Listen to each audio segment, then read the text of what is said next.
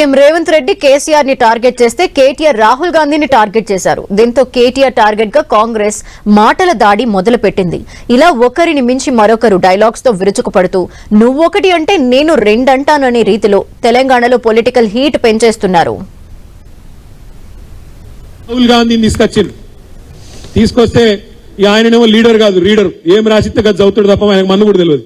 ఊరి తీయాల్సింది రాహుల్ గాంధీ అనే ఈ మన మీద రుద్దినా ఆ ఉరి తీయాలి.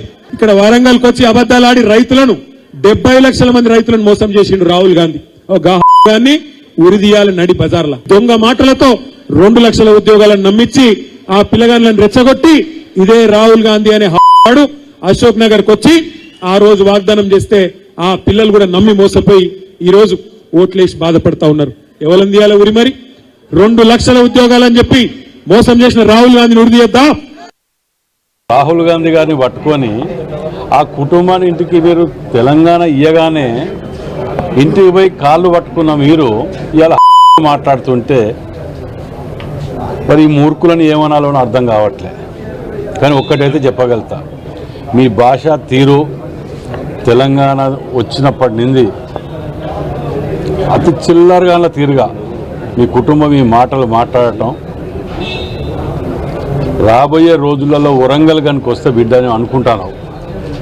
చెప్పులతోటి కొట్టి పంపించకపోతే అడుగు నా పేరు, చెప్పులతోటి కొట్టిస్తా నిన్ను. నువ్వు రాహుల్ గాంధీ కుటుంబం గురించి ఏమి తెలుసు అని చెప్పి నువ్వు మాట్లాడుతున్నావు. నువ్వు ఎక్కడున్నావు? నువ్వు తెలంగాణ ఉద్యమం అప్పుడు ఎక్కడున్నావు నువ్వు? నేను బీఆర్ఎస్ పార్టీ కేసీఆర్ గారి కుటుంబ సభ్యులకు విజ్ఞప్తి చేస్తున్నా, ఇట్లనే పిచ్చికుక పట్టినట్టు ఇట్లనే రోడ్డు పైన వరితే రేపు పొద్దున చెప్పుల దండల మెడలేసి ఎర్రగడ్డలు తీసుకుపోయి అడ్మిట్ చేస్తారు ఎవరన్నా. యావత్ తెలంగాణ సమాజము మొన్న జరిగిన అసెంబ్లీ మండలి సమావేశాలతోటి మీ యొక్క గూడు పుట్టాని అంతా కూడా బట్టబయలైంది. మీ గుడ్డలు తీసి మిమ్మల్ని నిలబెట్టింది. స్వయాన మీ చెల్లె మీ గుడ్డలు తీసి మీ పరివాతలు నిలబెట్టింది మిమ్మల్ని. అయినా కూడా సిగ్గు లేకుండా రాహుల్ గాంధీ గారి గురించి రేవంత్ రెడ్డి గురించి మాట్లాడుతున్నావు.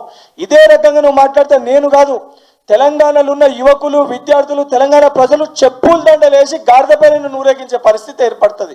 హరీష్ రావుతో పోరు ఓ రకంగా ఆయన మానసికంగా ఇబ్బంది పడుతున్నట్టుగా మనకు కనిపించేటువంటి సందర్భం. గారిని రేవంత్ రెడ్డి గారిని ఓ పరుష పదాజాలంతో తిట్టేటువంటి క్రమంలో సభ్య సమాజం కూడా తీవ్రంగా తప్పుపట్టేటువంటి పదాలను వాడడాన్ని మేము తీవ్రంగా ఖండిస్తున్నమాట చెప్తా ఉన్నాం. కేటీఆర్ గారు వెంటనే రాహుల్ గాంధీ గారికి రేవంత్ రెడ్డి గారికి క్షమాపణ చెప్పాలని చెప్పి నేను డిమాండ్ చేస్తా ఉన్నా. స్థాయిని మించి మితిమీరి మాటలు మాట్లాడుతుంటే కాంగ్రెస్ పార్టీ కార్యకర్తలు నాయకులు భవిష్యత్తులో చూస్తూ ఊరుకోరు.